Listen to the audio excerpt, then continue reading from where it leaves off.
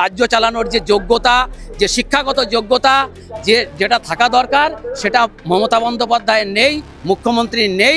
সেজন্য বাংলার একজন শুভ নাগরিক হিসাবে বলছি, প্লিজ দিদিভাই আপনি বাংলার মানুষকে মুক্তি দিন। তার মধ্যে শিক্ষা বন্ধুদের সব থেকে দুরবস্থা। কেন বলছি? MA MSc MCOT সঙ্গে বিএড, তারা 20 বছর চাকরি করার পর আমাদের বেতন এই মুহূর্তে দাঁড়িয়ে 8,000 টাকা। আমাদেরকে স্বেচ্ছা মৃত্যুর অনুমতি দেওয়া হোক, মুখ্যমন্ত্রী অনুমতি দেন। আমরা তো আগেই আবেদন করে রেখেছি, কারণ 8,000 টাকায় সংসার চলে না, আমরা না খেয়ে আছি। আমাদের এই রাজ্যে যেরকম একাধিক স্তরে নিয়োগ নেই শিক্ষকদের, ঠিক সেরকমই যাদের নিয়োগ হয়েছিল তাদের কিন্তু দিনের পর দিন বেতন বৃদ্ধি নেই। আমি শিক্ষকদের কথা বলছি না, যারা স্কুল ইন্সপেকশন করেন তাদের কথা আমি বলছি। এই মুহূর্তে আমাদের সঙ্গে রয়েছেন স্যারেরা। স্যার, আপনি একটু আগে আমাকে বলছিলেন যে 20 বছর ধরে চাকরি করছেন এবং বেতন বৃদ্ধি হচ্ছে না। এই রাজ্যে স্কুলের শিক্ষা ব্যবস্থা নিয়ে বহু অভিযোগ উঠেছে, কিন্তু পরিকাঠামো নিয়ে আপনাদের কি অবস্থা এই বর্তমানে রাজ্যে? যদি প্রথমত হচ্ছে যে আমাদের আজকে যারা আমরা এখানে সমবেত হয়েছি, আমরা চাকরি করি সর্বশিক্ষার অধীনে, সমগ্র শিক্ষার অধীনে। আমাদের এখানে, আমাদের প্রথমে বলি, এখানে যারা আমরা আছি 500 শিক্ষক, SSK MSK, পৌরসভা, মাদ্রাসা, শিক্ষা বন্ধু, আমরা তার মধ্যে শিক্ষা বন্ধুদের সব থেকে দুরবস্থা। কেন বলছি? কারণ এই সরকার আমাদের শিক্ষাগত যোগ্যতা চেয়েছিল। যখন নিয়োগ হয় আমাদের অনার্স সহ পোস্ট গ্রাজুয়েট, সঙ্গে বিএড থাকলে অগ্রাধিকার। অর্থাৎ যদি প্রাইভেটে কেউ MA MSc MCOM করে তাহলে আবেদনই করতে পারবেন না। তাহলে এরকম MA MSc MCOT সঙ্গে বিএড, তারা 20 বছর চাকরি করার পর আমাদের বেতন এই মুহূর্তে দাঁড়িয়ে 8,000 টাকা। কারো বেতন 10,000 টাকা, কারো বেতন 12,000 টাকা। কয়েকদিন আগে আমাদের এক সহকর্মী, তিনি সোশ্যাল মিডিয়াতে হাত জোড় করে ভিক্ষা চেয়েছেন, প্রাণ বাঁচানোর জন্য ভিক্ষা চেয়েছিলেন, কিন্তু সরকারি কর্মচারী। তারপরে তিনি মারা গেছেন, আমাদের ছেড়ে চলে গেছেন। এই সরকার মানে এই যে যারা ধরুন রেজাল্ট বেরিয়েছে, মানে এতটা অমানবিক। এখন এবার কি হয়েছে দেখবেন, এবারে কিন্তু এর আগে কি ছিল, রেজাল্ট যখন একটা তালিকা বের হতো, এবারে কিন্তু তালিকা বের হচ্ছে না। অর্থাৎ আপনি পাস করেছেন কিনা সেটাই আপনি দেখতে পারবেন। এবার তালিকা যদি বের হতো তাহলে তার মধ্যে কারা জালি আছে ধরা পড়ে যেত। সরকার পরিকল্পনা করে এটা করেছে, শিক্ষা ব্যবস্থা ভেঙে গেছে। এই মুহূর্তে দাঁড়িয়ে শুধু স্কুল বন্ধ, আপনি কল্পনা করতে পারবেন না। এই মুহূর্তে দাঁড়িয়ে 20,000 স্কুল বন্ধ। অন টিচার, হ্যাঁ কথাটা আপনার শুনতে, হাই স্কুলে অন টিচার, মানে হাই স্কুলে একজন শিক্ষক, প্রাইমারি স্কুলের টিচার নেই। আমরা যেহেতু স্কুল ইন্সপেক্টর অফিসে চাকরি করি, আমরাই সেখানে অন্য অফিস থেকে, অন্য স্কুল থেকে ধার করে বলি আপনি ওই স্কুলে একজনও টিচার নেই, আপনি যান। এই বদলি হওয়া হচ্ছে টাকার বিনিময়ে, শিক্ষক নিয়োগ হয়েছে টাকার বিনিময়ে। এবং আমরা এতটা শিক্ষাগত যোগ্যতা থাকা সত্ত্বেও আমাদের বেতন এই সরকার দিচ্ছেন মাত্র 8,000 টাকা বারবার। এবং এই সরকার আরেকটা পরিকল্পনা নিয়েছে, আপনারা যদি ধরুন কেউ যদি অনুমতি চায় সরকারের কাছে, অনুমতি দেবে না। এবার মিছিল করতে গেলে তারপরে পুলিশ দিয়ে অ্যাটাক করা হবে, পুলিশ দিয়ে আক্রমণ করা হবে, এবং সেই কেস দেয়া হবে না যে আমরা মিছিলে হেঁটেছি, আমাদের দেখা গেল যে এমন ধারা তার সঙ্গে লাগু করে নন অ্যাভেলেবল সেকশনে মামলা দিয়ে দেওয়া হবে। অর্থাৎ যে কটা লোক আপনি পেছনে দেখেন, যারা যে কটা লোক তার থেকে বেশি পুলিশ। মানে এক কথায় বলা যায় যে পুলিশ রাজ কায়েম করেছেন মমতা বন্দ্যোপাধ্যায়ের সরকার। মানে এই রাজ্যে আন্দোলনও করা যাবে না, নিজেদের হকের দাবিতে আন্দোলন করা যাবে না। এবং আমরা মনে করি, একদম দ্ব্যর্থহীন কণ্ঠে বলছি, একটা ফ্যাসিস্ট সরকার, একটা হিটলার সরকার, একটা তুগলকি সরকার, একেবারে গয়ে বলছে যোগ্য উত্তরসূরি। এখন সারা বাংলার দেখুন, আমি বলবো বাংলার মতো এখানে ওই যেটা হয়েছে বাংলাদেশের মতো হওয়া উচিত, শ্রীলঙ্কায় যেটা হয়েছে সেটা এখানে হওয়া উচিত। এবং মানে খুব তাড়াতাড়ি হলো, যেটা নেপালে যেটা হলো সেটা যে বাংলায় কেন হচ্ছে না, বাংলাতে কেউ ভালো নেই।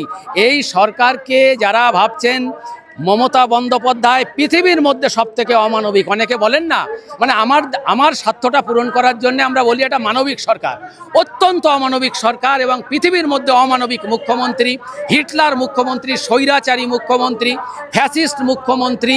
এই সরকারের মানে বলবো যে যদি ইমিডিয়েট এই সরকারের পতন না হয়, শিক্ষা ব্যবস্থা ভেঙে গেছে, স্বাস্থ্য ব্যবস্থা ভেঙে গেছে, আমাদের ছেলে মেয়েরা কেউ চাকরি পাবে না। এবং একটা কথা যে পুলিশ রাজ কায়েম করেছেন। মুখ্যমন্ত্রী যদি কেউ নবান্নের ওখানে গিয়ে থাকেন, এই মুখ্যমন্ত্রীকে গার্ড করার জন্যে যত পুলিশ এবং তাদের যে টাকা ব্যয় করা হয় আমাদের ট্যাক্সের টাকা দিয়ে, সেই ট্যাক্সের টাকায় একটা পুরো সরকার চলতে পারে। শুধুমাত্র তার নিরাপত্তার কথা ভেবে এতটা ব্যয় করা হচ্ছে। এরকম অমানবিক মুখ্যমন্ত্রী আজ পর্যন্ত পৃথিবীতে আসেনি, ভারতবর্ষের কোথাও আসেনি। ওনাকে গ্রিনিস বুক অফ ওয়ার্ল্ডে অমানবিক মুখ্যমন্ত্রী এবং বিপজ্জনক মহিলা হিসাবে আখ্যায়িত করা উচিত। যে ওনাকে দেখে মানুষ যদি মানে শিক্ষা নেওয়া উচিত যে ওনার কাছে গেলেই বিপদ আছে। এমন অমানবিক মুখ্যমন্ত্রী এই যে যারা এখানে দেখছেন ওই যে পাশে আছে, আপনি ভাবুন 8,000 টাকা যাদের, এই বুদ্ধবাবু যখন চলে যান বুদ্ধবাবুর বেতন ছিল 7,000 টাকা, আর এই সরকার এসে এখন মুখ্যমন্ত্রীর বেতন 2 লাখ টাকা, 2 লাখ টাকা এবং অন্য সব মিলিয়ে যদি ধরেন প্রায় 5 লক্ষ টাকা। তারপরে 5 বছর চাকরি করার পর পেনশন আছে এবং সমস্ত টাকা তারা লুটে নিচ্ছে, তার দল লুটে নিচ্ছে। পুরো একটা লুটেদাদের সরকার। এই লুটেদাদের সরকারের হাত থেকে বাংলাকে বাঁচাতে হলে এই যে যারা আজকে এখানে আছে, আমি বলবো সবাই মিলে জোট বাঁধতে হবে। যারা রাস্তায় বসে আছে, যারা যোগ্য, তারা প্রত্যেকে জোট বেঁধে, এবং আমরা যারা আছি প্রত্যেকে জোট বেঁধে রাস্তায় নামতে হবে, পরিবার পরিজন সহ রাস্তায় নামতে হবে। নাহলে এই ফ্যাসিস্ট সরকারের হাত থেকে আমরা মুক্তি পাবো না, এই তুগলকি সরকারের হাত থেকে মুক্তি পাবো না। এবং আপনাদের মাধ্যমে আরেকটা কথা বলছি যে এর আগে আমরা 119 জন আমরা স্বেচ্ছা মৃত্যুর জন্য রাষ্ট্রপতি, প্রধানমন্ত্রী, রাজ্যপাল, মুখ্যমন্ত্রীর কাছে আবেদন করেছিলাম। আমি আবারও বলছি যে এখানে আমাদেরকে স্বেচ্ছা মৃত্যুর অনুমতি দেওয়া হোক, মুখ্যমন্ত্রী অনুমতি দেন। আমরা তো আগেই আবেদন করে রেখেছি, কারণ 8,000 টাকায় সংসার চলে না, আমরা না খেয়ে আছি। 8,000 টাকাতে কিছুতেই সংসার চলছে না। মতো অবস্থায় দাঁড়িয়ে হয় সরকার আমাদের বেতন বৃদ্ধি করুন, আর তা না হলে আমাদের গুলি করে মারুন।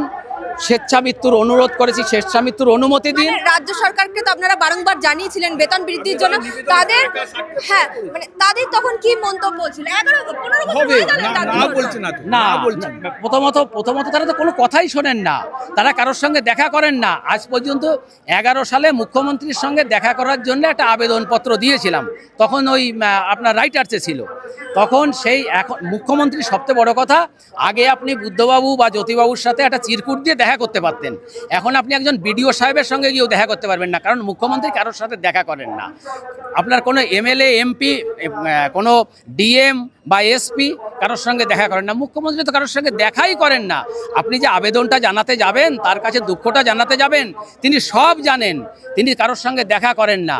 অতএব এই যন্ত্রণার থেকে মুক্তি পাওয়ার জন্য আবারও বলছি, হয় সরকার বেতন বৃদ্ধি করুন, সমগ্র শিক্ষা পরিবারের যারা আছে, পার্শ্ব শিক্ষক, এসএসকে, এমএসকে, পৌরসভা, মাদ্রাসা, শিক্ষাবন্ধু, স্পেশাল এডুকেটর যারা আছে, হয় তাদের বেতন বৃদ্ধি করুন এবং যারা যোগ্য তাদেরকে নিয়োগ করুন। এবং এখনও পর্যন্ত শুনুন, এই যে যারা অসংখ্য আছে, যাদেরকে সুপ্রিম কোর্ট যাদেরকে অযোগ্য বলেছে, টেন্টেড বলেছে, তারাও অনেকে চাকরিতে বসেছে, সেটা মুখ্যমন্ত্রীও জানেন। কারণ এদের উদ্দেশ্য হচ্ছে, মুখ্যমন্ত্রীর উদ্দেশ্যটাই হচ্ছে অযোগ্যদের, কারণ তার প্রতি তার দায়বদ্ধতা আছে, তাদের থেকে টাকা নিয়েছেন। সেই কারণের জন্যে এখন এই জন্যে আমি বারবার করে বলছি, সবাইকে জোট বাঁধতে হবে, প্রত্যেকটা মানুষকে জোট বাঁধতে হবে, বাংলার সমস্ত মানুষকে, এবং রাজনৈতিক দল যারা আছে তাদেরকেও ভাবতে হবে, তাদেরকেও জোট বাঁধতে হবে, সবাই মিলে জোট বাঁধতে হবে। না হলে এই ফ্যাসিস্ট হিটলার সরকার, এই তালিবান সরকারকে হাত থেকে মানুষের মুক্তি নেই, কারোর মুক্তি নেই। কারণ আজকে আমার বাড়ির মেয়ের কলেজের মধ্যে ধর্ষণ হচ্ছে, যারা মনে করছেন যে ওই আরজি করে একটা ধর্ষণ হয়েছে আর কোথাও হয়নি, অনবরত হচ্ছে। আপনাকে আমি বলছি, স্কুলে ধর্ষণ হচ্ছে, কলেজে ধর্ষণ হচ্ছে, সমস্ত জায়গায়। ওটা সাহস করে বলেছে তাই, সমস্ত জায়গায় সন্ধেবেলায় আপনি বেরোতে পারবেন না। এই রকম অবস্থায় দাঁড়িয়ে সমস্ত মানুষকে জোট বাঁধতে হবে। আর এখানে যারা আমরা আজকে সমবেত হয়েছি, আমরা এখানে অবস্থান করব, আমাদের লাগাতার অবস্থান চলবে। এই সমগ্র শিক্ষা পরিবারের আমরা যারা এখানে সমবেত হয়েছি, আমাদের সংসারটা চলছে না। আপনার মাধ্যমে আরেকবার আমরা এই সরকারের কাছে বলি, এই মুখ্যমন্ত্রীর কাছে, তবে মানবিক তো বলতে একেবারেই রাজি নই, একেবারে অমানবিক মুখ্যমন্ত্রী, ফ্যাসিস্ট মুখ্যমন্ত্রী, হিটলার মুখ্যমন্ত্রী। নিরু আবার ফিরে এসছে, মানুষ বন্যার জলে ডুবছে, উনি বসে নাচছেন, নিজে মঞ্চে নাচছেন। এরকম মুখ্যমন্ত্রী বাংলায় এর আগে, ভারতবর্ষে কেন পৃথিবীতে কোথাও জন্মগ্রহণ করেনি। তাই এই সরকারের কাছে আমাদের চাওয়া পাওয়ার কিছু নেই। হয় আমি করজোড়ে বলছি, আপনার ক্ষমতা নেই, আপনার রাজ্য সরকারি কর্মচারীদের আপনার দেখার দায়িত্ব, আপনি যদি না পারেন তাহলে সরে যান ওখান থেকে, সবিনয়ে নেমে যান, অন্যকে দায়িত্ব দিন, তারা এসে চালাক বাংলাটা।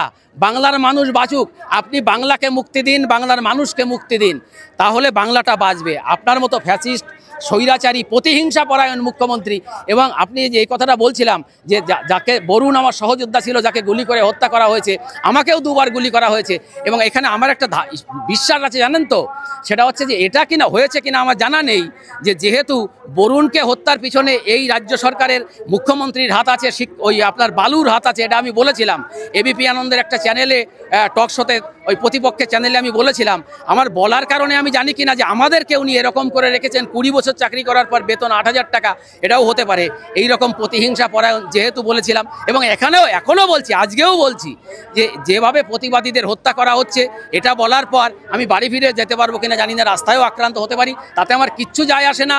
গুলি করে হত্যা করা হোক, কারণ আমি তো সংসারই চালাতে পারছি না, ছেলে মেয়ে নিয়ে সংসার চালাতে পারছি না। অতএব হয় বেতন বৃদ্ধি করুন, হয় মানুষের, এই বাংলার মানুষকে মুক্তি দিন, আর তা না হলে দয়া করে আপনি ওখান থেকে সরে যান। রাজ্য চালানোর ক্ষমতা আপনার নেই, রাজ্য চালানোর যে যোগ্যতা, যে শিক্ষাগত যোগ্যতা, যেটা থাকা দরকার, সেটা মমতা বন্দ্যোপাধ্যায়ের নেই, মুখ্যমন্ত্রীর নেই। সেজন্য বাংলার একজন শুভ নাগরিক হিসাবে বলছি, প্লিজ দিদিভাই, আপনি বাংলার মানুষকে মুক্তি দিন, বাংলার মানুষ বাঁচুক, অন্যরা দায়িত্বে আসুক। আপনার ক্ষমতা নেই পশ্চিমবাংলাকে চালানোর, কারণ আপনার বাংলায় খুন, ধর্ষণ, রাহাজানি, রেপ, মার্ডার, কথা বললে কণ্ঠরোধ। সম্প্রতি আমি একটা কবিতা পোস্ট করছি, কবিতা লিখে প্রথমে ফেসবুকে দিই, সেটা কি করেছে সেটা শুনুন। সেটা হচ্ছে, প্রথমে আমি সব সাংবাদিকদের পাঠাই আর ফেসবুকে পোস্ট করি। এখন ফেসবুকের নিয়ম হচ্ছে, আমাকে যদি কেউ নাম ধরে সার্চ করে, সারা পৃথিবীর মানুষ দেখতে পাবে। আমি 10টা পোস্ট করছি, আমার যারা ফ্রেন্ড সার্কেলে আছে তারা শুধু দেখতে পাচ্ছে। আবার আমি যাদেরকে হোয়াটসঅ্যাপে সমস্ত রিপোর্টারদের পাঠাচ্ছি, আশ্চর্যজনকভাবে একটা ঘটনা হচ্ছে, প্রথমে এবিপি আনন্দের কোনো রিপোর্টারকে, আমি 10 জন রিপোর্টারকে পাঠাই এবিপি আনন্দের, তারা কেউ আপনাকে লেখা দেখাচ্ছে ইউ আর রেস্ট্রিক্টেড, আমাকে রেস্ট্রিক্টেড করা হয়েছে, 24 ঘন্টার জন্য রেস্ট্রিক্টেড করা হয়েছে, আমি কাউকে পাঠাতে পারবো না। তার মানে হচ্ছে, আমার এই কবিতাটা, আমার এই লেখাটা মানুষের কাছে যাতে না যায়, মমতা বন্দ্যোপাধ্যায়ের ভাবমূর্তি মানুষ যাতে না জানতে পারে, সেই জন্যে আমাকে রেস্ট্রিক্টেড করা হচ্ছে। এরকম একজন মুখ্যমন্ত্রী, একজন স্বৈরাচারী মুখ্যমন্ত্রী, তার আমরা, এবং আমি বলছি যে আমরা ইমিডিয়েট ওনার পদত্যাগ করা উচিত, বাংলার মানুষের মুক্তির স্বার্থে ওনার পদত্যাগ করা উচিত, ওনার সরে যাওয়া উচিত। তাহলে বাংলা বাঁচবে, বাংলার মানুষ বাঁচবে, আমাদের ঘরের ছেলেমেয়েরা তারা চাকরি পাবে। আরে যে লোকটা ভ্যান চালায়, যে লোকটা ছোট দোকানদার, তার ছেলেকে পড়ায়, তার পাল্টে দেবে, সে যদি একটা সরকারি চাকরি পায় তাহলে পাল্টে যাবে। আজকে কেউ আশা করেন টাকা দিয়ে সমস্ত চাকরি টাকার বিনিময়ে বিক্রি হচ্ছে, এবং তার নির্দেশে মমতা বন্দ্যোপাধ্যায়ের সমস্ত টাকা মমতা বন্দ্যোপাধ্যায়ের কাছে, যত টাকা যেখান থেকে কালেক্ট হচ্ছে সব যাচ্ছে মমতা বন্দ্যোপাধ্যায়ের কাছে। এটা বলার জন্য তার পুলিশ যদি আমাকে অ্যারেস্ট করে করবেন, ওতে আমার কিচ্ছু আসে যায় না। সব টাকা মমতা বন্দ্যোপাধ্যায়ের কাছে যাচ্ছে, মানুষ, বাংলার মানুষ এটা বুঝুন। সেই জন্য চোরেদের বাঁচানোর জন্য তার যতটা দায়, তার যতটা দায়িত্ব, তিনি সবাইকে রক্ষা করছেন নিজে, কারণ যেহেতু টাকাটা সব তার কাছে। সেই জন্যে এই কথা বলে আজকের মতো শেষ করব, হয় আমাদের সমগ্র শিক্ষা পরিবারের সবার বেতন বৃদ্ধি করুন, তা না হলে এই আন্দোলন আরও তীব্র থেকে তীব্রভাবে এগিয়ে যাবে।